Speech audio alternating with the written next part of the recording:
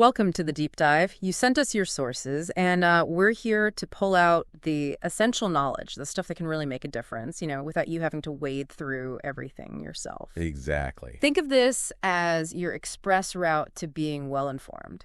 And today, well, that source is a really fascinating exploration into building a business that truly resonates with your personal values and life goals. We're looking at excerpts from Grant Sabatier's Inner Entrepreneur. Right. Our mission, really, is to distill the core principles and actionable strategies so you can see how entrepreneurship might be a path to a more fulfilling life, tailored just for you. Okay, let's unpack this then. This isn't your typical business school lecture, is it? Not at all. The book really challenges the usual definition of entrepreneurship. It looks at control, freedom, spotting opportunities that align with who you are. Yeah, and then it dives right into various business models, digital products, physical goods, services, even affiliate marketing, giving you a real toolkit to consider. And it goes beyond just the business idea itself, doesn't it? It really does. The excerpts also cover the nitty-gritty, building your brand, connecting with your audience, navigating the financial side of things, making smart hiring decisions, and even, thinking about the future, like potentially selling your business down the line. But I think what we really want you to take away from this deep dive is the underlying message, right? That entrepreneurship at its heart can be a powerful way to gain more personal freedom, find genuine satisfaction in your work, and ultimately sort of design a life you truly love. Absolutely. So let's get started and maybe redefine what this whole entrepreneur thing is really about. Okay. So first up, redefining entrepreneurship. Well, what's really insightful here is how the book reframes it. It's not some, one-size-fits-all definition handed down from a business guru. Right. It's presented as a deeply personal choice, and you get to define what it means for you, including the trade-offs you're willing to make. Yeah, it really pushes back against that relentless pursuit of growth, doesn't it? The kind that often dominates business conversations. It does. It's not just about becoming a massive corporation or chasing endless profits. So what's the focus instead? Well, the emphasis shifts to building something more meaningful, creating genuine opportunities for yourself, maybe for others too, developing resilience to weather any storms. And most importantly for you, the listener, crafting a life you genuinely enjoy, regardless of, external pressures or expectations. And here's something that might really grab your attention. The book points out some pretty significant tax advantages for entrepreneurs, specifically in the U.S. Ah, yes. It mentions lower capital gains tax rates when you eventually sell your company. Now, why is that such a big deal? Well, you think about building long-term wealth. Those lower rates are huge. It means the profits you make from selling your business are taxed, potentially, at a significantly lower rate than your regular income. So a more efficient way to build financial security. Exactly. Think of it like that. The example given, millennial money. Seeing that sevenfold increase in net worth after selling, that really underscores the potential impact. Okay, so beyond the money, which is obviously important, the book talks a lot about control and happiness. It mentions research suggesting entrepreneurs actually report greater happiness and are less prone to burnout. Yeah, that often surprises people. It does. Given the hustle culture we always hear about, what's the thinking there? It seems counterintuitive, I know. But the key factor seems to be the increased control they have over their time and, how they spend it. Autonomy. Right. Even if the hours are long, and let's be honest, they often are doing work you're passionate about, with that sense of autonomy, can be far less draining than, just going through the motions in a job where you have little say. That makes sense. That freedom to set your own schedule, work on things that genuinely excite you, that's where the book suggests that fulfillment and energy come from. Right. And purpose. It's integrated into your daily life, not something separate you chase on weekends. But it's not a magic bullet, is it? The book adds a note of caution. Oh, definitely. A critical piece of advice.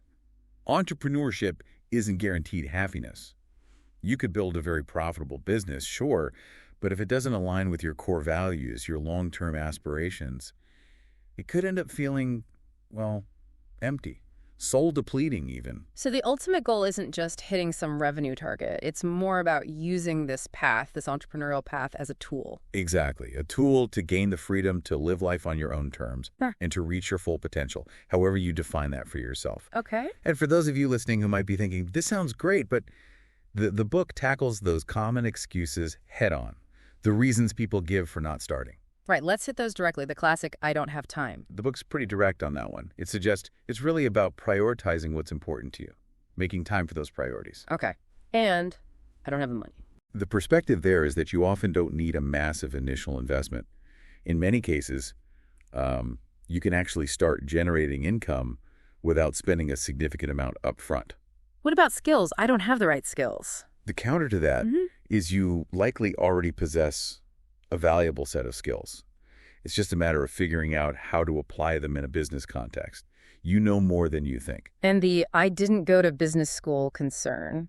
That's not necessarily a disadvantage at all. In fact, having a different perspective, not being tied to traditional ways of thinking, can be a real strength, a real advantage. Okay, but I don't have any good business ideas. That's a big one. Yeah, and the book offers guidance on how to uncover those. It suggests ideas become much clearer once you know where to look, and importantly, what questions to ask yourself. And the final one, I don't know where to find customers. The book's take is, look, if you have a product or service that genuinely solves a problem or fulfills a need for people, then connecting with those potential customers becomes a much more solvable challenge. Right. Not easy, maybe, but solvable. So it sounds like it's really about shifting your mindset around these perceived barriers, realizing they're often more about perspective than actual insurmountable limitations. Exactly. Spot on. Now, let's get into the exciting part. Actually finding that right business idea for you. The book really emphasizes starting with some deep self-reflection. Yeah, what's fascinating here is the call for genuine introspection. It's about asking yourself some pretty fundamental questions, like, how do you really want to spend your days? Not just how you do spend them now. Right. What are your deepest longings, your aspirations in life? And then, okay, what level of financial resources would actually be necessary to bring those dreams to life? And then the crucial step. Then, yeah, figuring out how a business could serve as the vehicle to get you there, how it fits into that bigger picture. It's about looking at the freedom you might already have, even in small pockets, and questioning those comfortable routines. You know, the ones that might not actually be leading to long-term contentment. It brings up an interesting point, too.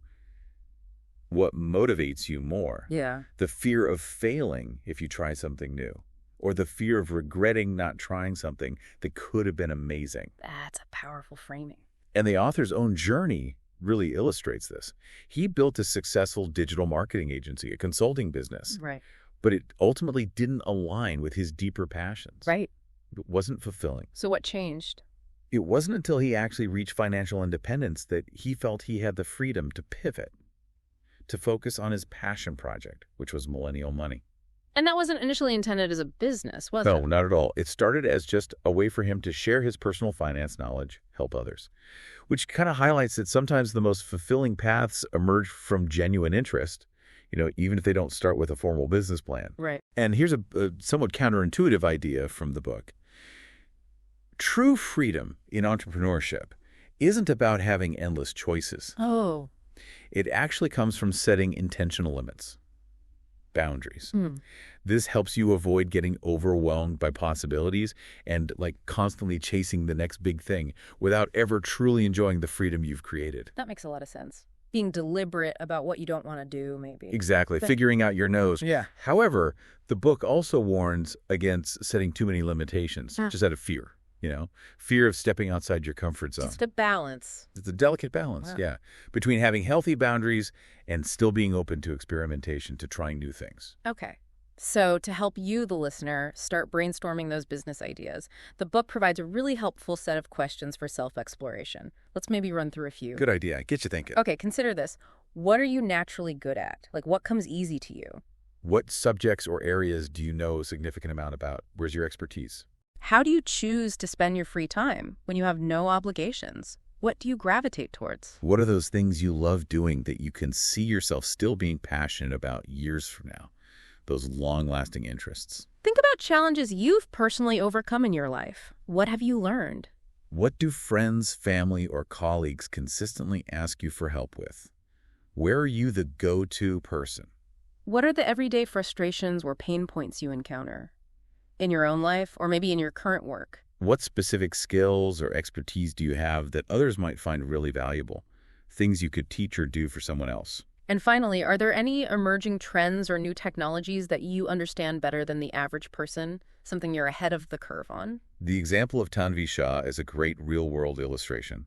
She combined her background in accounting with her deep passion for increasing the visibility of South Asian women in sports. So she leveraged her existing skills to build an audience around something she genuinely cared about. So it's about finding those sweet spots, right? Where your skills, your passions, and the needs of the market intersect. That's the goal. Okay, so once you have a potential idea, the book introduces a useful framework called The Promise. What's that all about? What's insightful about this is its simplicity, really. It boils down your core offering to 3 key questions. Okay. First, what is the fundamental problem you're trying to solve for your potential customers? What's their pain point? Second, why is your particular approach or solution uniquely effective in addressing that problem?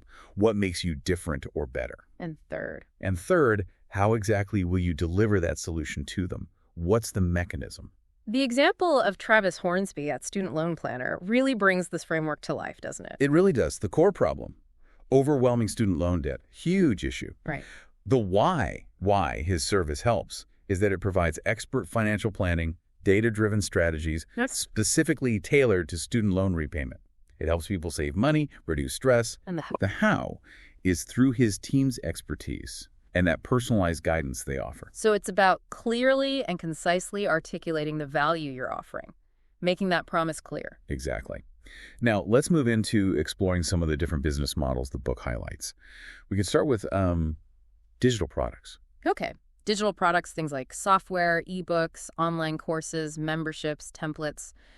The book points out some really attractive advantages here, right? Oh, definitely. The initial cost and time to create can be relatively low compared to physical goods. Right. They're easy to update. You can start selling them almost instantly once they're ready.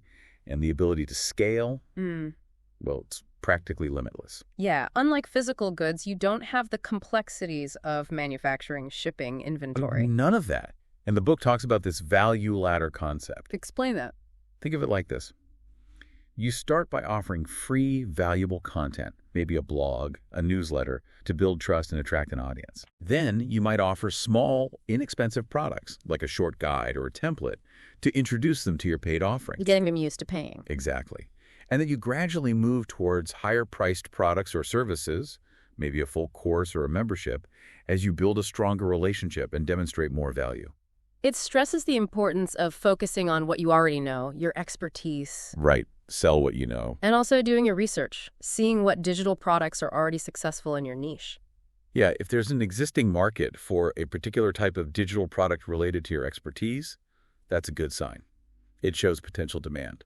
Okay, now let's switch gears and talk about physical products. The book uses the Amazon FBA model as a prime example. Right. FBA fulfillment by Amazon. For those unfamiliar, basically you send your products to Amazon's warehouses, and they handle the storage, packing, shipping, even customer service for you. It takes a lot off your plate. And the book outlines 2 core product strategies within this model. Yeah, broadly speaking. One is to find existing products in markets that aren't, totally saturated. Right. And make small but meaningful improvements. Could be design, features, branding. The example given is Logan's Flasks, sourced via Alibaba. It's about finding demand, a less crowded space, and offering something slightly better or different. And the other strategy? The other is creating entirely unique, novel products. Now, this often involves a longer development process, probably higher upfront costs, maybe custom manufacturing. The payoff. The potential benefit is that first mover advantage, establishing yourself as the source for that particular type of product, at least initially, on a platform like Amazon. But the book cautions against putting all your eggs in one basket, right? Yeah. Like relying solely on Amazon. Absolutely. That's risky. Building your own brand identity is crucial. And diversifying your sales channels, having your own website, maybe using Shopify, cultivating a presence on relevant social media. That's key for long-term stability. It also touches on different categories of physical products. Some are more evergreen. Yeah, things like health and wellness, home and kitchen, beauty, pet supplies. They tend to have pretty consistent demand. On the other hand, something like software or digital games can become outdated fast, requires ongoing development. What about things like clothing? Travel products, clothing, accessories. They can do well, but you often face intense competition and really strong brand loyalty. It can be tougher to break in. Okay, let's move on to service businesses. The book makes a distinction here between just trading time for money, like traditional consulting, Right, the hourly billing model. and creating more scalable service-based solutions. What's the key difference there in terms of building a business? Well, you can certainly earn a good income as a skilled consultant. Your earning potential is often capped by the number of hours you can physically work and bill for. Right. The book highlights a variety of in-demand service-based side hustles you could start with relatively low overhead. Things like managing ad campaigns, IT consulting, virtual assistant services, content writing, lots of options. It also points out the potential of home service businesses. Yeah, things like cleaning, landscaping, repairs. They tend to be more resilient during economic downturns because people still need those basic services. And personal services. Personal services, think coaching, personal training, wellness, can thrive in more affluent markets, but might be more vulnerable if the economy tightens up. And then there's this interesting hybrid, productized services. Explain that concept. This is really about taking a service you offer, maybe something you do consultatively now, and structuring it like a product with standardized procedures, clear deliverables, fixed pricing. So you're not reinventing the wheel every time. Exactly.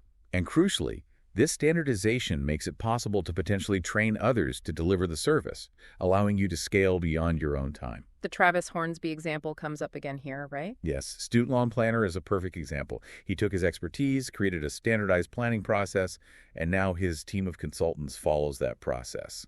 It allowed him to scale his impact and his business massively. The book gives other examples too, like prepackaged Google ad strategy, VA packages, fixed fee bookkeeping. Right, standardized offerings that solve a specific problem for a clear price. Okay, finally, let's touch on affiliate marketing. For those who might not be familiar, how does this business model work? Simply put, affiliate marketing is earning money by recommending products or services offered by other companies. You get a unique tracking link, and when someone clicks that link and makes a purchase, you earn a commission from the company. What's appealing about this model, especially for someone just starting out? Well, what's really attractive is the potential for income growth as your audience grows.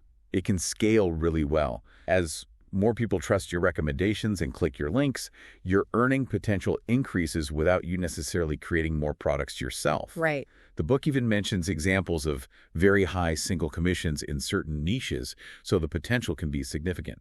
And it's a fantastic way to monetize creative work like a blog or YouTube channel, especially early on while you're still building your own offerings. So you're essentially leveraging your influence. What's the key to doing it well, ethically? Authenticity is everything.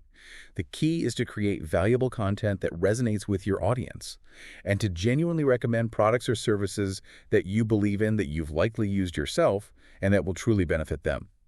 Building trust is paramount. Lose that, and the model breaks down. Okay, so we've explored a variety of business models. Now, how do you actually go about identifying promising opportunities in the market? The book really emphasizes doing your research. Absolutely critical. It stresses the need to analyze market demand using various tools. A great free starting point is Google Trends. What does that show you? It lets you see how search interest for particular keywords related to your potential niche has changed over time. Is it growing, declining, stable? What else? Newer AI-powered search tools like Perplexity can also offer valuable insights into emerging trends and, importantly, the questions people are asking around a topic. And for a deeper dive, especially for content-driven businesses, the book mentions paid SEO tools like Ahrefs or SEMrush. What do those actually do for someone unfamiliar? Think of them as powerful research tools. They help you understand precisely what people are searching for online, how many people are searching for it, search volume, how much competition there is for those search terms, and what kind of content is already performing well. So really digging into the data. Exactly. Even a short-term subscription to one of these can give you a wealth of data to inform your business decisions. It's often worth the investment. The advice generally is to look for markets showing signs of growth, right? Yes, growing markets often present the most significant opportunities. However, the book also makes an important point. Even large, stable, or maybe even slightly declining markets can still offer viable business opportunities if the overall volume of activity is substantial enough. Don't rule them out entirely. But there's also the critical factor of timing, as you mentioned earlier. Yes, understanding the potential lifespan of an opportunity is crucial. The book uses the very clear example of the surge and then the decline in demand for masks and hand sanitizer during the pandemic. Right. You need to consider, is the demand you're seeing a fleeting trend, or is it something more sustainable, more evergreen? That's a really important point about time sensitivity. Okay, once you have a sense of a potential market, the next big question: how do you actually price your offerings? The book outlines a pretty practical 3-step process here. Step 1, thoroughly analyze your competition. Okay. What are they charging for similar products or services? What are the features, the quality of their offerings? Do they offer discounts, promotions?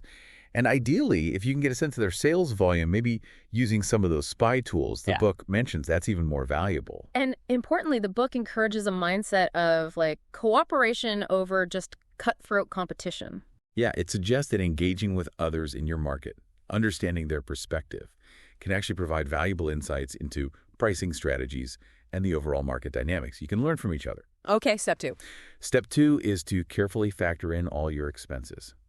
You need to calculate your cost of goods sold, COGS, the direct cost of producing your product or delivering your service, as well as all your other operating expenses. Rent, software, marketing, everything. And crucially, don't forget transaction fees, like credit card processing fees. You need to understand your actual profit margin per sale. Makes sense. And step 3? Step 3 is to test your pricing in the real world. For online products especially, A/B testing different price points can be really effective. How does that work? You basically show different prices to different segments of your audience and see which one performs better. Huh? And importantly, the goal is usually to identify the most profitable price, which isn't always the price that results in the highest number of sales. Sometimes a slightly higher price yields more overall profit. The book also touches on the psychological aspect of pricing, doesn't it? Perceived value. Absolutely. It highlights how perceived value and quality can hugely influence what customers are willing to pay. The example of Dan the baker charging a premium for his artisanal bread because of high demand and perceived quality illustrates this perfectly. Right. It reinforces that price isn't just about covering costs. It's also about the value your customers believe they're receiving. Okay, now let's shift focus to a really crucial aspect: building a strong brand and a solid platform. The author's own story with Millennial Money seems like a really insightful case study here. It really is. It began, as we said, as a personal passion project. Just him documenting and sharing his journey to financial independence. The fact that it grew into such a significant business really highlights the power of blending your genuine interests, your skills, and your own unique story. So what are the key takeaways from that for someone looking to build their own brand? What does the book emphasize? The core message is the need to develop an authentic, consistent, and engaging brand story. Who are you? What do you stand for? Why should people care? And once you have that narrative, then you need to build your platform. The book defines this broadly. It's everything that represents you and your business to the world. Your core message, yes, but also your website, your email newsletter, your social media presence, any way you connect with your audience. And the book makes a pretty strong statement here. In today's world, all truly successful businesses are essentially content businesses. Yeah, that's a key point. Offering valuable, often free content is presented as the most effective way to attract potential customers organically. Build trust, establish yourself as an authority in your field. It's the foundation of modern organic marketing. It then breaks down the pros and cons of different content formats. Let's touch on those. Written content. Written content, blogs, articles is fantastic for search engine optimization. For SEO, Google loves text, and it generally has a lower barrier to entry than, say, high-quality video. Audio content like this deep dive. Audio offers a unique way to connect. It's intimate, people can listen while doing other things, great for building a personal connection. And video. Video is increasingly important for search visibility. Platforms like YouTube are huge search engines now. It can lead to higher engagement, but, it often requires more technical skill, more equipment, more effort to produce well. So what's the advice for starting out? The book suggests that when you're starting, focusing on either short-form video, TikToks, Reels, or written content can be a good, manageable strategy. Don't try to do everything at once. And that initial content should really focus on answering the basic questions your ideal customers have, right? Exactly. Think about what they would type into Google or ask Siri when looking for solutions related to your area. Answer those fundamental questions first. Okay, what about social media? It's everywhere. The advice is to be strategic and focused. Don't try to be on every single platform. Pick one or two where your target audience actually spends their time, and ideally, platforms that you personally enjoy using, because consistency is key. Create good, consistent content, learn the platform's features, best practices, but also be aware. Social media algorithms change constantly, trends shift, and you're ultimately building on rented land. You don't own your audience there. That's a really good point about not relying solely on social media. So the website is key. The website should be the central hub, the foundation of your platform and your organic marketing strategy. The book recommends using user-friendly website builders, Squarespace, Wix, maybe WordPress, to get started without needing extensive tech skills. And this is where understanding keywords becomes crucial again for getting found via search engines. Yes. To attract people organically through Google or other search engines, you need to know what terms they're actually searching for your keywords and then optimize your website content around those terms. Search engines prioritize helpful expert content that directly answers the searcher's query. The book mentions tools for this, both free and paid. Right. Free tools like Google Keyword Planner, Google Trends, Google Search Console are great starting points. For deeper analysis, paid tools like SEMrush, Ahrefs, or Surfer SEO offer more data and features. Using a domain name is part of this too. Yeah, ideally, pick a domain name that's relevant to your keywords, easy to remember, and ideally a .com, which still holds the most credibility. And make sure you check for trademarks. Okay, then there are the essential pages your website absolutely needs. Let's talk about the About page. Crucial. Your About page is where you make that personal connection. Share your story, why you started this, build trust, use photos to humanize your brand. Don't hide behind a logo. What about content marketing pages like blog posts? These need keyword-rich titles and URLs. The book suggests specific character links to aim for to help search engines find them. Optimize the content itself for search, include relevant internal links to other pages on your site, and external links to authoritative sources. And then the sales page. This is where the conversion happens. What's the structure for a good one? The book suggests a structure designed for maximum conversion.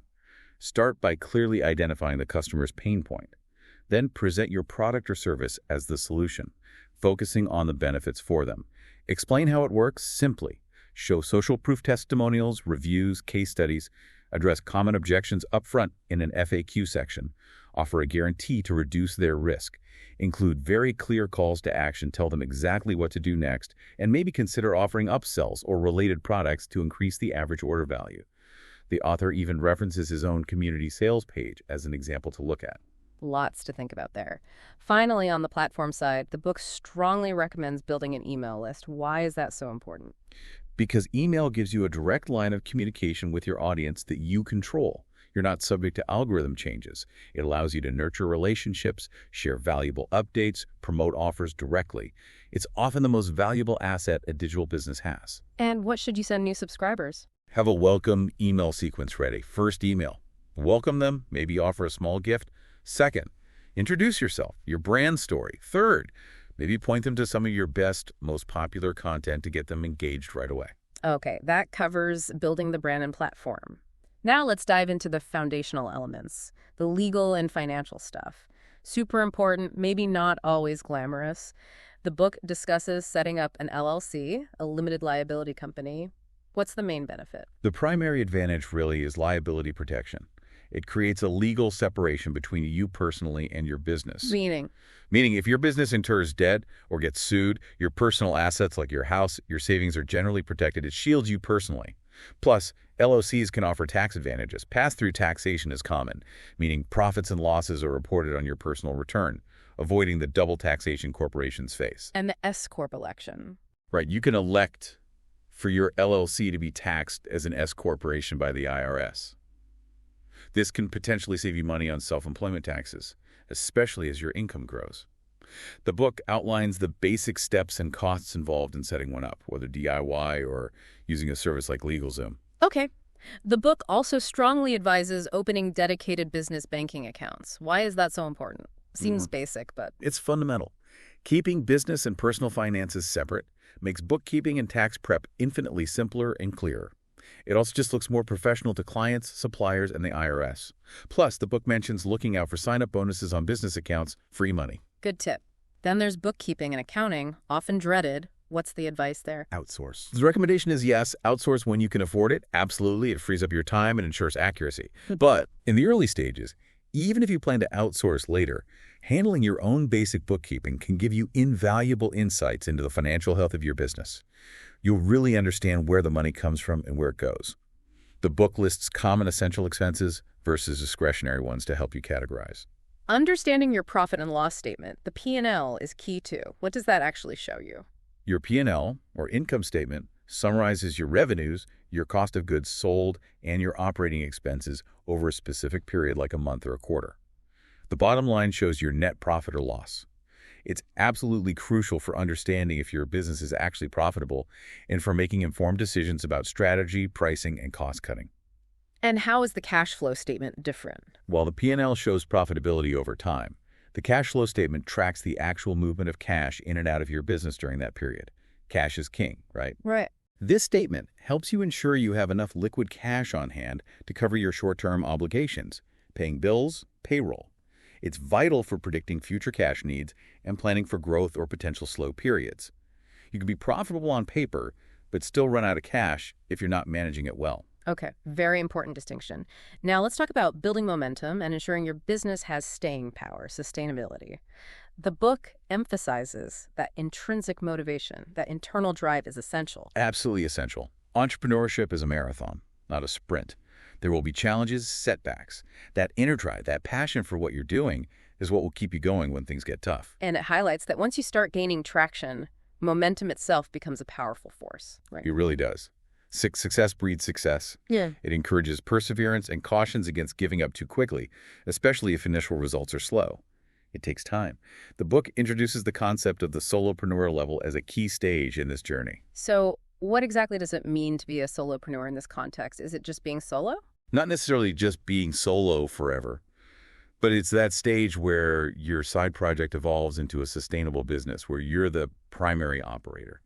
You're focused on long-term growth, building a community, generating consistent cash flow, and crucially, implementing efficient systems so you're not just trading time for money indefinitely. But there's a warning for solopreneurs too. Yes, a crucial one. Be mindful of not letting the business completely consume your life.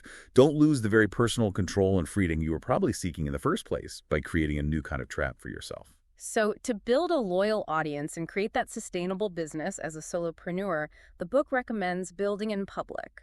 What does that actually entail? It's about being transparent, openly sharing your journey, the wins, the struggles, the lessons learned, offering behind-the-scenes glimpses into your process, actively engaging with your audience, asking for feedback, sharing your personal growth alongside your business growth, networking. And above all, staying authentic to your values. People connect with real stories. The book also stresses creating high-quality, evergreen content. Again, why evergreen? Evergreen content is content that remains relevant and valuable over a long period. Think foundational guides, tutorials, core principles. Unlike timely news, it continues to attract traffic and provide value months or even years later, and then repurpose that content. Turn a blog post into a video, a podcast episode into social media snippets. Maximize its reach. And distinguishing yourself as an expert. Yeah, go beyond surface-level stuff. Share in-depth insights, real-world examples from your experience. Provide unique perspectives. Maintaining a consistent content schedule and style helps build expectations. Sharing testimonials and citing sources builds trust. And always include clear calls to action. What do you want people to do after consuming your content? And what about turning those initial customers into loyal fans, into evangelists? The book talks about consistently exceeding expectations. Under-promise, over-deliver. Actively share customer success stories with permission. Use feedback to genuinely improve your products or services. Surprise and delight customers. Sometimes a small, unexpected bonus goes a long way. Foster a sense of community among your users, and consider loyalty programs to reward repeat business. Okay, the book also highlights key quantitative data points that solopreneurs should be tracking. What are those main areas? It boils down to three main categories. Visibility, are people finding you?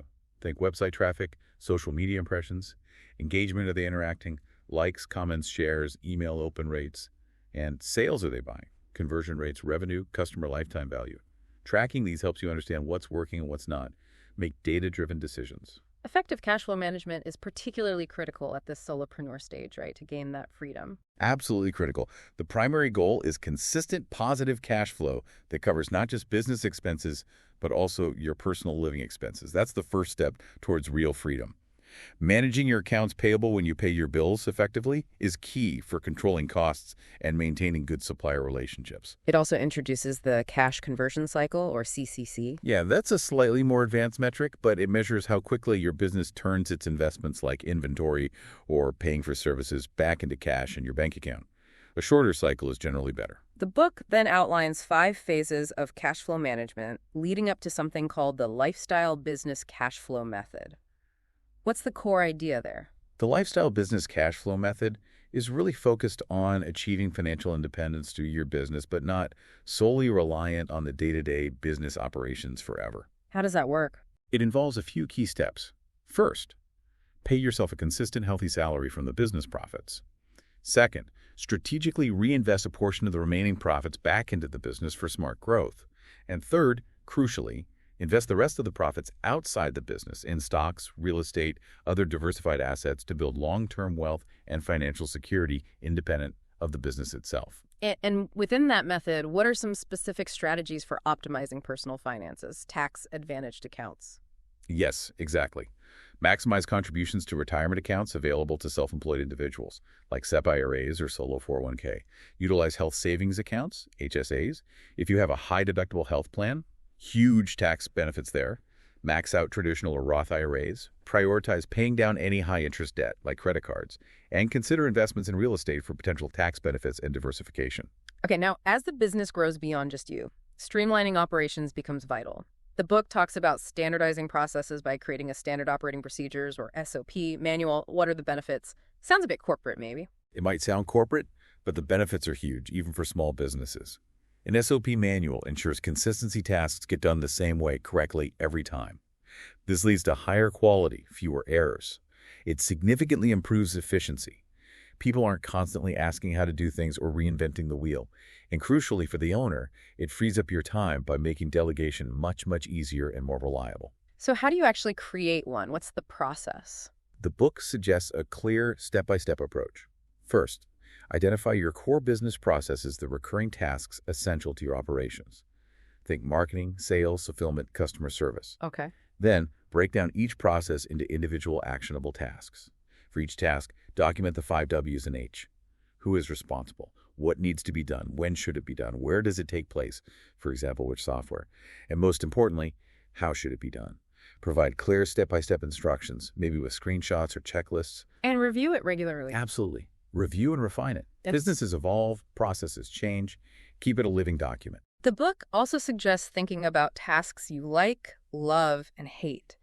How does that tie in? Understanding your own preferences helps you make strategic decisions about delegation or automation. Those tasks you hate doing, or that are super time-consuming but relatively straightforward, those are prime candidates for detailed SOPs, so you can hand them off to a VA or maybe even automate parts of them. The book gives an example of documenting a new content writing process. And what role does technology play in this automation? Technology can automate a ton of stuff. Email marketing sequences, payroll and HR tasks, social media scheduling, managing affiliate links, even building custom databases or using website themes that automate design elements. Look for repetitive tasks that software can handle. The book also contrasts how SOPs make service businesses more scalable compared to, say, affiliate marketing by enabling you to hire contractors for well-defined services. Okay, building on that, let's talk about actually bringing on help contractors or eventually employees. The book emphasizes that even with a team, some responsibilities like management and strategy still rest with you, right? Absolutely. You can't fully outsource the vision, the leadership, the core strategic decisions. Even with great contractors, you're still the manager. It also advises really assessing your true hiring needs. Don't just hire because you feel busy. Understand the economics. Will this hire actually generate more value than they cost? What's the guidance on finding and hiring the right people? Job descriptions. Yes. Write clear, detailed job descriptions. Outline responsibilities, expectations, required skills accurately. It also introduces this ABC player framework for evaluating candidates. Explain it. A players are your superstars, proactive, take initiative, exceed expectations. B players are solid, reliable contributors who meet expectations. C players might just do the bare minimum or require a lot of management. The advice is to focus on hiring A and B players for core roles. Contractors might be suitable for more C-level, clearly defined tasks. And what kind of person should you look for beyond skills? Hire people who are genuinely passionate about what you're doing, who you actually enjoy working with, and who believe in your vision. Fit matters. Prioritizing people you already know or who come highly recommended can often de-risk the hiring process. How do you keep them motivated and aligned? Is it just about money? Money is important, sure, but it's often not the only thing, or even the main thing. The book discusses aligning incentives with individual needs. Does someone value flexibility, growth opportunities, a strong team connection? Understand what motivates them. The partnership model is mentioned as one way to deeply align incentives by offering a share of the profits, giving them real skin in the game. And if you do offer partnerships? The advice is be generous with equity. Foster that sense of shared ownership and commitment. Ask potential team members probing questions. What does success look like to you in this role? What are your biggest worries or fears about joining? This gives you valuable insights. What about once they're on board? Evaluation. Implement a trial period, maybe 90 days, with regular check-ins and performance reviews. It's a two-way street assess if it's a good fit for both sides. The goal is to create a culture of transparency and aligned incentives where people feel trusted and empowered to manage their own work effectively. The book even introduces an employee ROI metric to help quantify the value a hire brings. Okay. Looking further ahead, planning for the future is crucial. The book discusses both ongoing growth strategies and the possibility of an eventual exit, like selling the business. What are the key elements of strategic planning? It's about taking regular time out to look back and look forward, review your past performance, what worked, what didn't, then plan for the next period, often quarterly. Set specific, measurable goals related to things like audience growth, customer engagement, revenue targets. The book discusses several growth levers: acquisition, getting new customers; activation, getting them to actually use your product service; retention, keeping them happy and paying; and referrals, getting them to bring in others. What about paid advertising as a growth strategy? Is it essential? It can offer rapid growth, definitely. But it comes with challenges. Costs are often rising. Platforms change their algorithms constantly. The book advises experimenting cautiously. Track your numbers obsessively, especially your customer acquisition cost, ANGLE, how much it costs to get one new customer, and your customer lifetime value, CLV, how much revenue you expect from that customer over time. That CAC to CLV ratio seems critical. It's fundamental. Your CLV must significantly outweigh your CAC for paid advertising to be sustainable long-term. For subscription businesses, net dollar retention, NDR, is also key. It measures revenue retained from existing customers, factoring in upsells and churn. You want that over 100%. What are some strategies mentioned for improving retention and increasing that CLV? Keep customers happy. Provide exceptional customer service, make it easy for them to get help. Build a strong community around your brand where customers can connect with each other. Personalize the experience where possible. Offer tiered pricing or upselling opportunities so they can grow with you. And provide incentives for renewals or repeat purchases. Make them feel valued. Beyond paid ads, what other marketing strategies does the book highlight for growth? Diversification is key. Don't rely on just one channel. Double down on what's working best, but always be experimenting with new approaches. Affiliate marketing comes up again as cost-effective. You pay for results. Public relations, getting media mentions can be powerful for credibility, but often requires targeted effort building relationships. And leverage your existing community. Ask them for feedback, ideas, even testimonials. They can be your best marketers. Now, let's touch on that big decision, selling your business. The book talks about weighing the math versus the meaning. What does that mean? It means it's not just a financial calculation. Yes, you need to consider the numbers, the valuation.